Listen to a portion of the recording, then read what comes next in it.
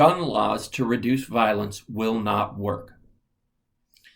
After the horrible attack at Bondi Beach, there has been a huge push to do things that will help make us or keep us safer. The problem is these reactive measures will not work. There's 3 reasons for that. The first of this is putting in new laws, laws to restrict guns or guns ownership, protests, and hate speech. Laws only affect law-abiding citizens. The people doing these crimes are not law-abiding citizens. The laws won't work to keep them in line because they don't obey laws.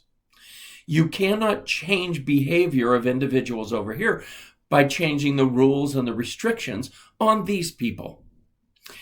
If you're going to affect change, you must affect change with the individuals that are doing the wrongful behavior, not the rest of society. The second is you need to work with individuals, not groups. It is not groups as a whole that do wrong behavior. It's an individual that does behavior and an individual that needs to be held responsible. The more we try to change things about groups, you always offend more people than you protect. And third, it comes down to approach versus avoidance behavior. Approach behavior is you determine what you want and you set up social interactions, your own behaviors. You set up a plan and you work towards that which you desire. That gives you a clear and concise path from where you are to where you want to be.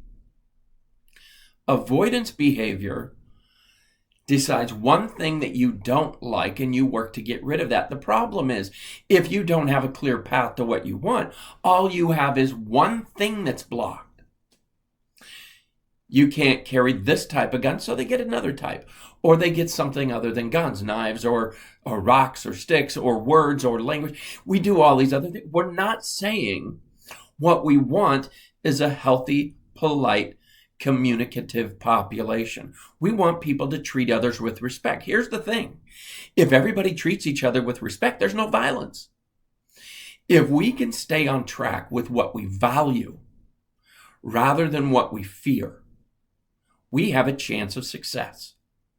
Now, does that mean we ignore the problem? The answer is no. But we should be devoting 90% of our behavior towards that which takes us where we want to be, and 10% of that behavior, that energy, towards that which we want to get away from.